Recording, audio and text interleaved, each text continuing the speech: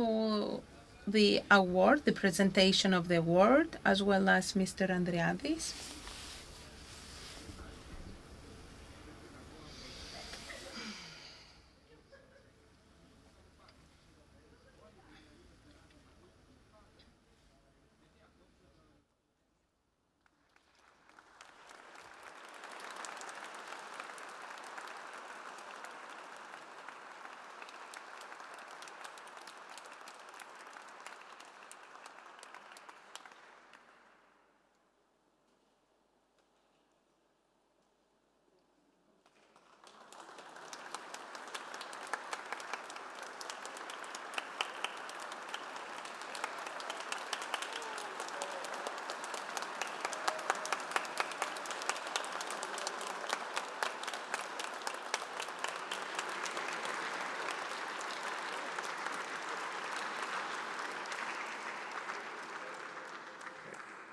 And now it's my honor to ask Mr. Shriver to take the floor. Thank you for being with us today. It's a very important moment, I think, for this prize and for this city and for this country. Thank you for being here.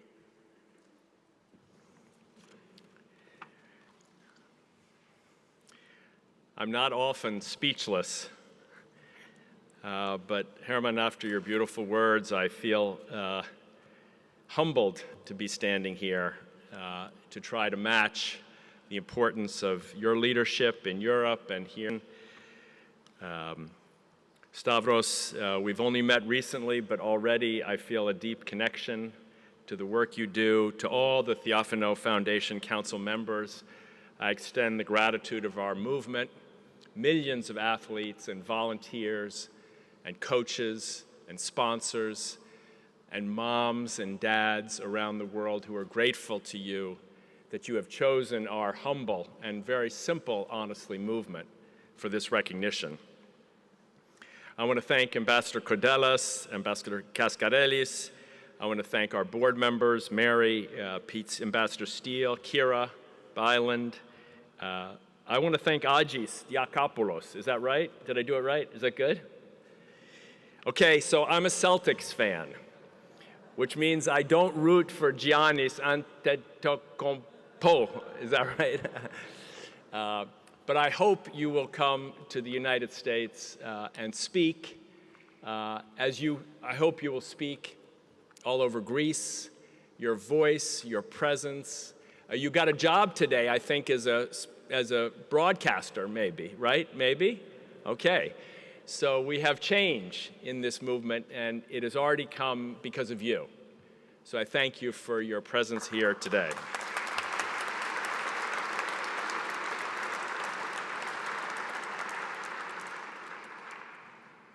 Mr. President Van Rompuy has already recited the Special Olympics oath. Let me win, but if I cannot win, let me be brave in the attempt.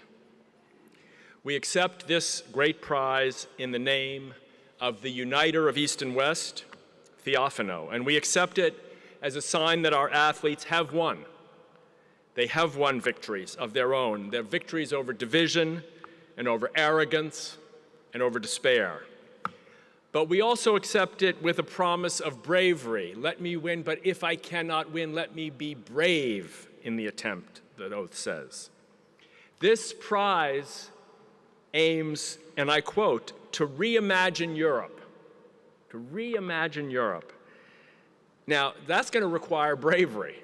That is not going to be easy, but if it's bravery that's needed, the athletes of Special Olympics have got it.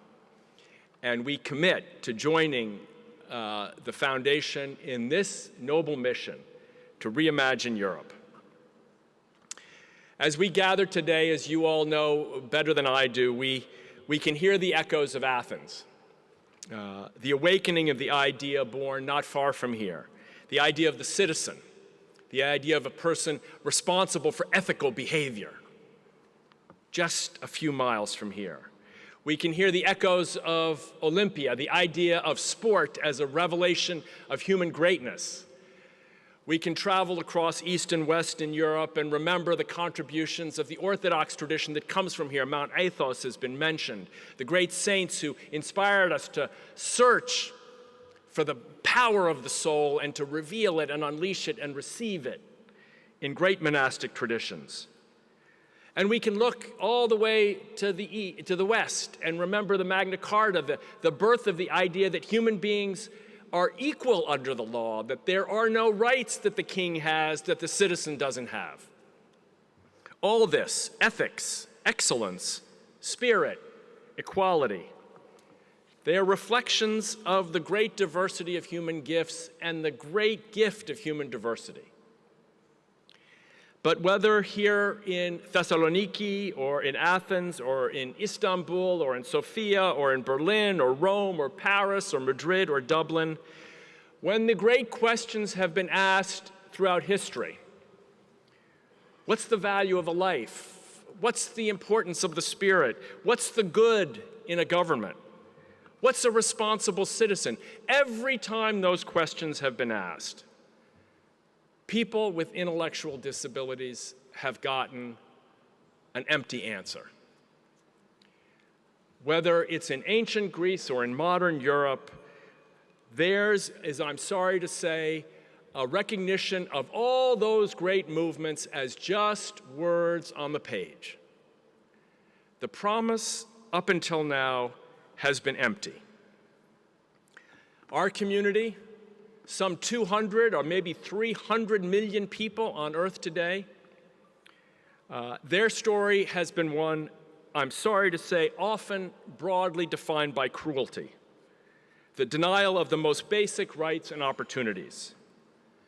We hear it even today. You are a curse. You are hopeless. You do not belong. You do not have value. And the actions that follow those ideas have been equally cruel. Institutionalization, rejection, the loss of a chance to go to school, to learn to read, to make friends, to go to a birthday party, all so cruelly denied. And as the president said earlier, we look back on that history and we see what was lost. The smiles of children, the love of a brother or a sister, the hope of a parent that they could be proud of their children, all cruelly crushed. But the pain of this history is not just about them, because it reveals an even deeper truth. Whenever a child with intellectual disabilities was denied their sacred dignity, the dignity of every human being was denied. Looking back, we can see that the dividends of discrimination have been a cancer for us all. When dignity is denied to some, what is undermined? Democracy, ethics, equality, greatness, they are all undermined when the walls are closed to some and we look out with scorn. We do not review the past today for any reason other than to learn how to face this moment in time. This movement that you so generously recognize today was started over 60 years ago by my mother. She invited some 50 children with intellectual disabilities to her home. Her brother, maybe 10 miles away, 20 kilometers away, was the President of the United States. She chose instead to invite children with intellectual disabilities to come to her house, and she put on a bathing suit, and she got in the pool, and she taught them to swim. And she invited other mothers to join her. Do not accept the judgment that you are told by others. Come to my house, here we will learn. And she invited young people, teenagers, to come and volunteer their time. Towards the end of her life, I asked her about those early days, and she said, I just wanted to teach children how to swim. I just wanted to prove they could do it. She was joined by many other brave mothers, those young volunteers, and they took a stand in their actions for human dignity. What they did was actually quite simple. In a continent full of complexity, what they did was eminently doable by anyone in this room. They met, they played, they celebrated. That's it.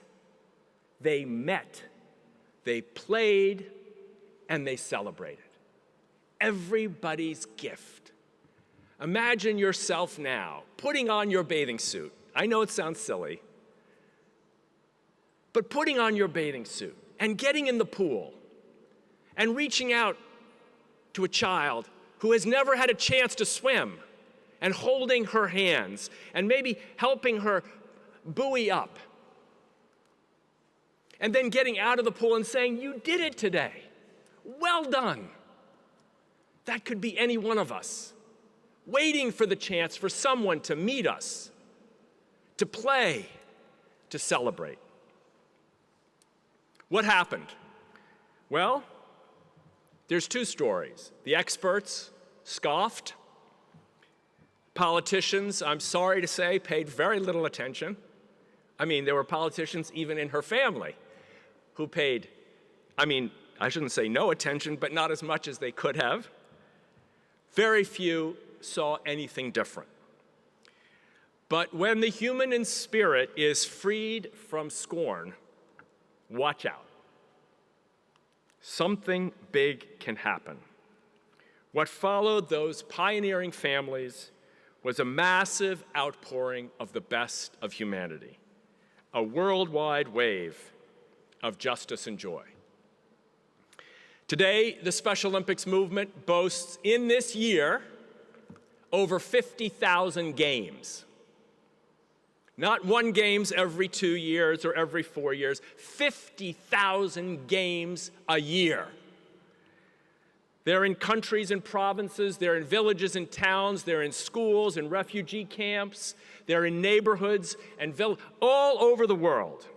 Every single one of them is an invitation for anyone who comes to have a front row seat for the best in humanity. Watch your television tonight and you will see the worst in humanity. Go to a Special Olympics event tomorrow morning and you will see the best of humanity.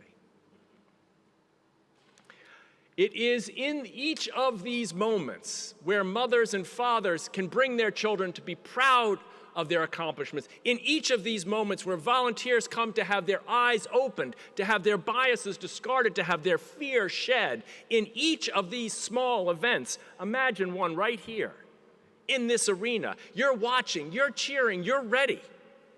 In each of these moments, we have the discovery that each of us has the capacity to be great. Now, if you doubt it, and I wouldn't blame you for maybe having some cynicism in these days, consider that on this continent, World Games have been held in Ireland, in Austria, in Greece, in Germany, and soon in Italy. Great nations of Europe have hosted the World Games.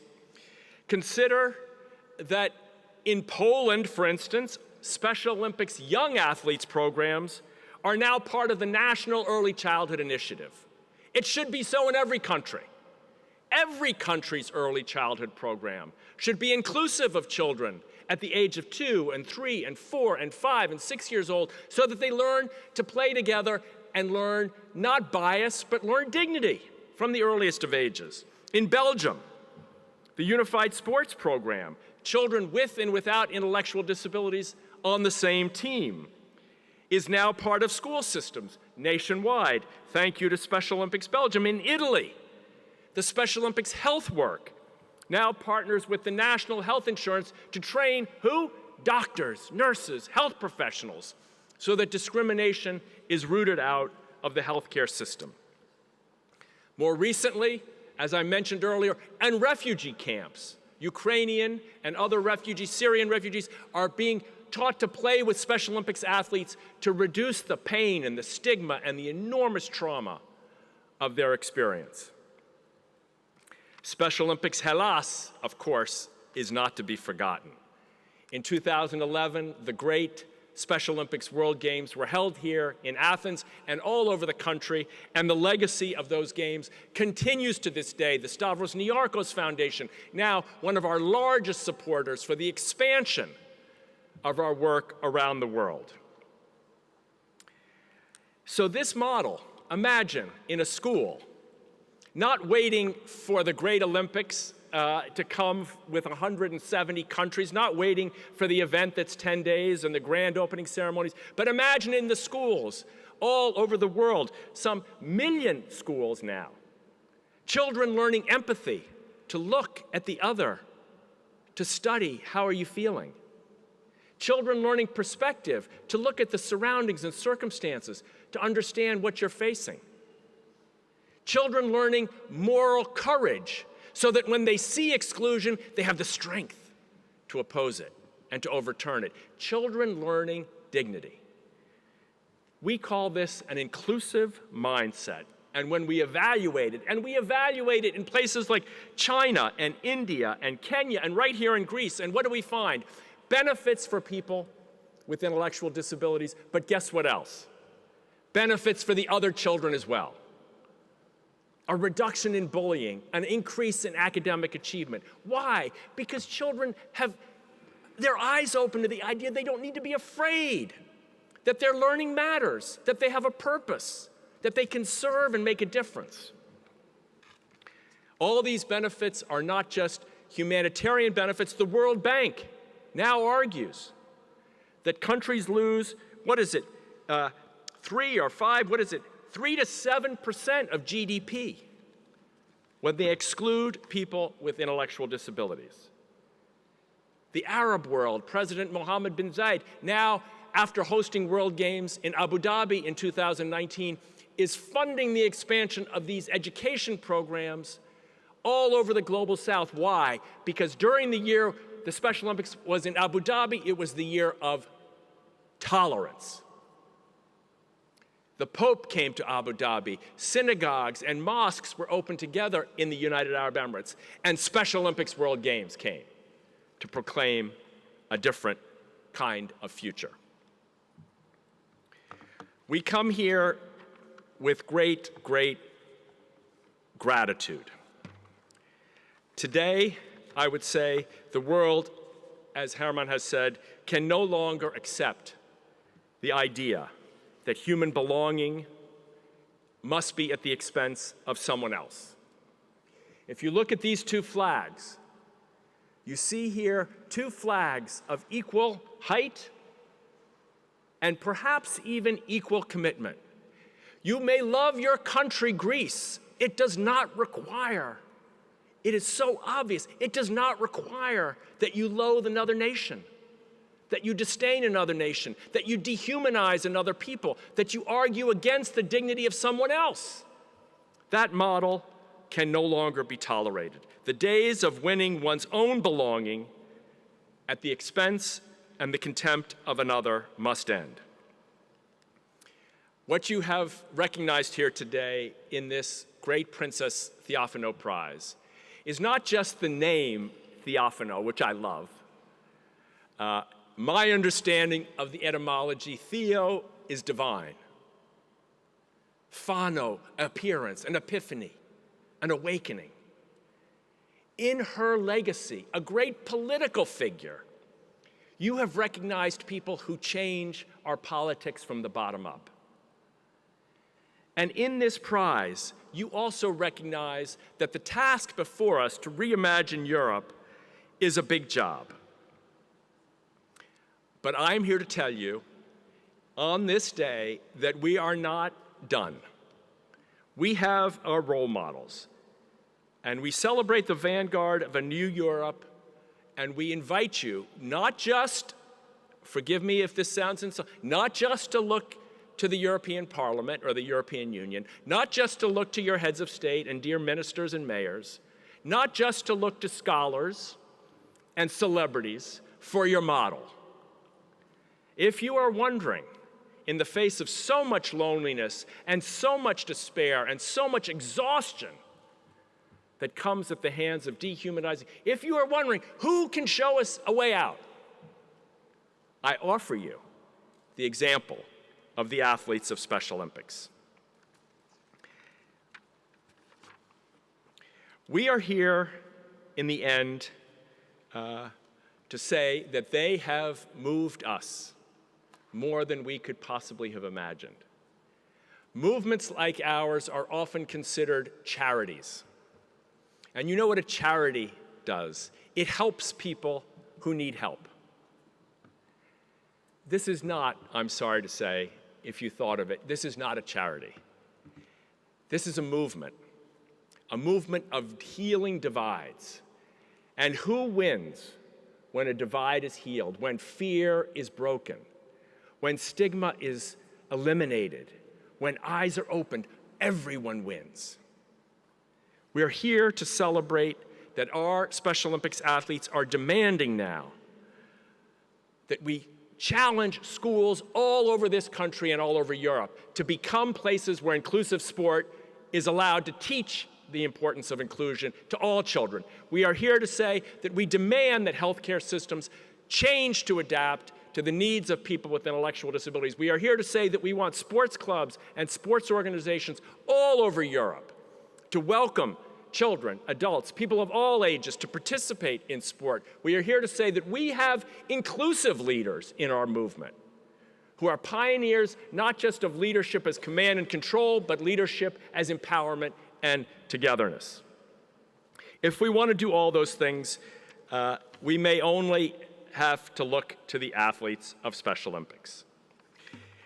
I close simply by thanking them. This great prize inaugurates a new era of commitment, but most especially, it inaugurates a new era in which the athletes of Special Olympics can stand shoulder to shoulder with the great Empress and the great uniter of East and West, not just as great athletes, not just as great role models in schools, but as great leaders of the greatest challenge the world faces today: healing the divides and the contempt that divide us. Athletes, you have trained to be victors. Continue, please, let your best shine through. In the world we hunger to build, no one wins unless all win too. Athletes, be brave, be bold, be winners for the whole world to see, but above all, show the world what it means to be free. From all of us in the Special Olympics movement, to the princess herself, to the great history that has been made in this place, and to all of you here present, I extend to you my deepest thanks and my commitment to continue to join you in your noble mission. Thank you very much.